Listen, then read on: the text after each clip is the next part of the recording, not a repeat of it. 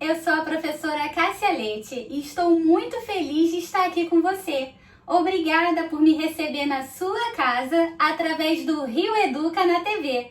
Falando nisso, você já baixou o aplicativo Rio Educa em casa? Se ainda não perca mais tempo. Baixe-o agora mesmo e veja como é fácil acessá-lo. Eu quero saber se você gosta de uma boa conversa. Seja presencialmente ou virtualmente, a verdade é que é muito bom trocar uma ideia, não é mesmo? Hoje nós vamos aprender uma das maneiras que o narrador de um texto pode utilizar para transcrever uma conversa, que no texto nós vamos chamar de diálogo. E se você quiser aprender um pouco mais sobre esse conteúdo, é só acessar o material do Rio Educa lá na página 6, que você vai encontrar também uma conversa bem legal e esse tipo de discurso que vamos aprender hoje, que é o discurso direto, em que o narrador ele utiliza exatamente a fala dos personagens e coloca isso na escrita.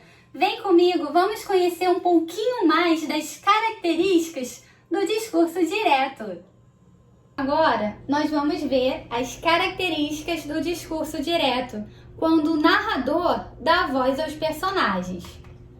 Em primeiro lugar, nós precisamos conhecer o que chamamos de verbo dicende ou verbo de dizer. São aqueles verbos que introduzem as falas dos personagens. Podemos utilizar o verbo dizer, perguntar, responder, contestar, gritar e muitos outros. Por exemplo, a professora disse: alunos, façam a tarefa. Então, o verbo dizer, ele está anunciando a fala da professora. Também utilizamos 2 pontos para anunciar a fala do personagem. No mesmo exemplo, a professora disse 2 pontos e em seguida vem a fala dela. Também podemos utilizar aspas ou travessão para introduzir essa fala. Vamos agora partir para o exemplo de uma história muito conhecida, que é o da Chapeuzinho Vermelho. Vamos ver na prática o uso do discurso direto. Era uma vez uma pequena cidade às margens da floresta. Uma menina de olhos negros e louros, cabelos cacheados, tão graciosa quanto valiosa. Um dia, com um retalho de tecido vermelho, sua mãe costurou para ela uma curta capa com capuz. Ficou uma belezinha, combinando muito bem com os cabelos louros e os olhos negros da menina. Daquele dia em diante, a menina não quis mais saber de vestir outra roupa, senão aquela, e com o tempo os moradores da vila passaram a chamá-la de Chapeuzinho Vermelho. Além da mãe, Chapeuzinho Vermelho não tinha outros parentes a não ser uma avó bem velhinha, que nem conseguia mais sair de casa. Morava numa casinha no interior da mata. De vez em quando ia lá visitá-la com sua mãe e sempre levavam alguns mantimentos. Um dia, a mãe da menina preparou algumas broas das quais a avó gostava muito, mas quando acabou de assar os quitutes, estava tão cansada que não tinha mais ânimo para andar pela floresta e levá-las para a velhinha. Então, chamou a filha. Atenção para o verbo chamar. E aqui 2 pontos, quer dizer que vamos dar voz aos personagens. Vamos lá. Chapeuzinho Vermelho, vá levar essas broinhas para a vovó. Ela gostará muito. Disseram-me que há alguns dias ela não passa bem e com certeza não tem vontade de cozinhar. Vou agora mesmo, mamãe. Então repare, acabou a fala da mamãe. Eu tenho aqui um parágrafo, aquele espacinho e o travessão. Passo para a fala da Chapeuzinho. De que forma? Também eu tenho o espaço do parágrafo e também tenho um travessão. É um novo turno de fala. Então, eu também preciso colocar um travessão para entender que houve essa mudança da fala. Tá bom? Tome cuidado, não pare para conversar com ninguém e vá direitinho sem desviar do caminho certo. Há muitos perigos na floresta. Voltou para a fala da mãe. Eu volto então, deixo o espacinho do parágrafo e volto para o travessão também. Tomarei cuidado, mamãe. Não se preocupe. A mãe arrumou as broas em um cesto e colocou também um pote de geleia e um tablete de manteiga. A vovó gostava de comer as broinhas com manteiga fresquinha e geleia. A gente vai até aí, não vamos entrar na parte do lobo porque vocês já conhecem. Olha a dica que a gente tem aqui, pessoal. As falas são sempre isoladas por um parágrafo. Então eu quero que você preste muita atenção nisso, ok? Como é que o narrador dessa história trouxe diretamente a fala da mamãe e a fala da Chapeuzinho? Através do uso do travessão. Mas é importante que vocês vejam também o texto como um todo. Repare que aqui nesse parágrafo que só tem a narração, eu começo também com um parágrafo, certo? Um dia, a mamãe preparou algumas broas e por aí vai. Quando eu vou introduzir a fala da Chapeuzinho Vermelho, eu tenho o quê? Outro parágrafo. Ah, professora, então basta só colocar o travessão? Não basta só colocar o travessão. Você primeiro tem que colocar o parágrafo, aquele espaço, e depois sim você coloca o travessão. Tudo bem?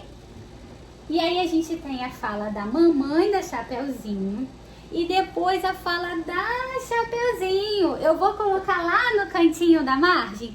Não. Eu também preciso colocar um travessão. Então, a cada turno de fala, eu coloco o parágrafo e o travessão, para a gente entender que aqui parou a fala de um personagem e aqui começa a fala de outro personagem. Tudo bem isso? Agora, e as emoções? Lembra que eu falei? Como é que a gente vai passar uma conversa? Às vezes a gente tá triste, às vezes a gente tá feliz, tem horas que a gente fala mais alto, mais baixo. Como que transcrever isso para um texto narrativo? A pontuação também pode nos ajudar muito. Repare que aqui, ó, há muitos perigos na floresta. A mãe preocupada com a filha vai falar da mesma forma? Filha, muitos perigos na floresta. Não, nessa hora ela precisou ser mais enfática em sua fala. Mesma coisa seria se eu tivesse uma pergunta. Na fala é fácil, a gente usa a entonação de pergunta. Mas na escrita nós utilizamos o ponto de interrogação. E por aí vai. Viu como é simples? É só a gente ficar atento a essas características. Vamos recapitular?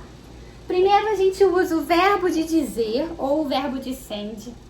Nós utilizamos 2 pontos, linha de baixo, parágrafo, travessão. Próximo turno de fala, parágrafo, travessão. E quando quiser voltar à fala do narrador?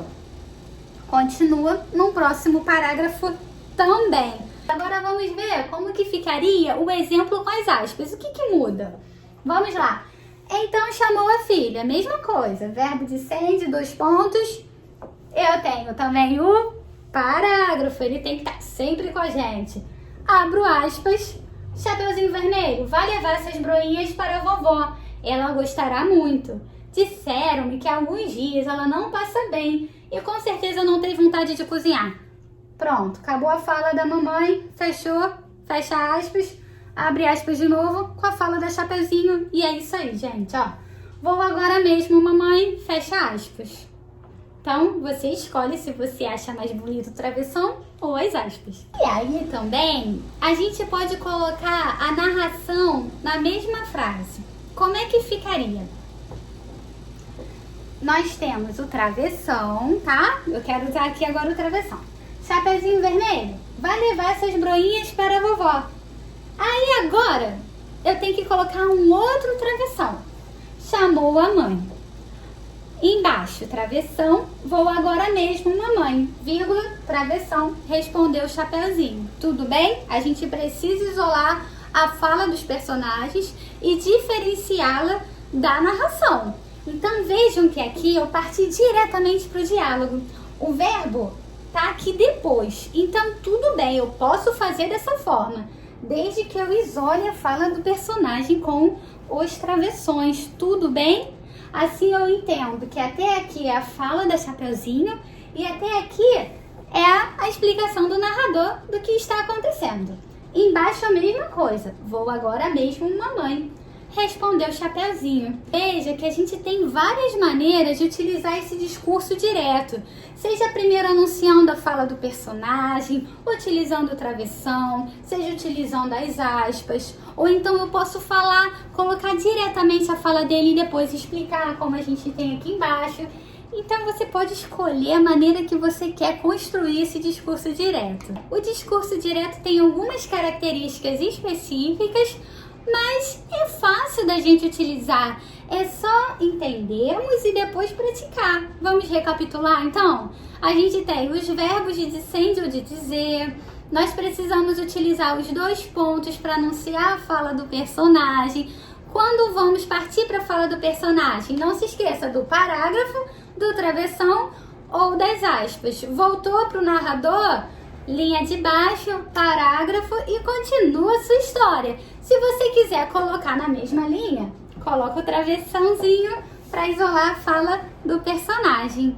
Tudo bem? É fácil, não é? A página do Rio Educa que mencionamos no início da aula será trabalhada pelo seu professor ou sua professora. A nossa aula hoje termina por aqui, mas antes eu tenho um desafio para deixar com você. Imagine agora os seus 2 personagens preferidos. Pode ser de histórias diferentes, não tem problema. Pode ser que um seja de uma série, o outro de um filme, o outro, quem sabe, de um livro, sem problemas. E aí, já pensou nos seus 2 personagens preferidos? Beleza, então agora imagina que eles vão se encontrar. Como é que vai ser essa conversa? Esse é o seu desafio, escrever o diálogo do encontro desses 2 personagens. Até eu estou curiosa para saber como que vai ficar esse texto. Quando você terminar, não se esqueça de trocar com os colegas da sua turma. Eu sei que vai ter cada texto muito bom e muito original. Não se esqueça também de utilizar todas as características do discurso direto que aprendemos hoje, tá bem? Então é isso. Eu vejo você na próxima aula. Tchau, tchau!